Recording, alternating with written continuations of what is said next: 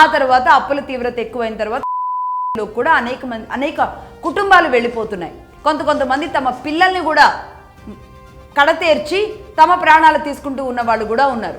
అలాగే దేశాలలో జరుగుతున్న కన్ఫ్లిక్షన్స్, ఈరోజు యుద్ధ వాతావరణంలో ఉన్న పరిస్థితులు, ఇవన్నీ కూడా అనేక దేశాల్లో ఇవే పరిస్థితులు కనబడుతున్నాయి. కాబట్టి ఏ దేశానికి ఆ దేశం, ఏ వ్యక్తికి ఆ వ్యక్తి, ఏ కుటుంబానికి ఆ కుటుంబం రేపు అనేది ఒకటి ఉండాలి, రేపటికి ఒక పొదుపు అనేది ఉండాలి అనే ఆలోచనలోకి కనీసం వెళ్ళాలి. నిజానికి ఈ పొదుపు మంత్రాలు ఇవన్నీ మర్చిపోయి దాదాపుగా 20 నుంచి 25 ఏళ్ళు అయిపోయింది.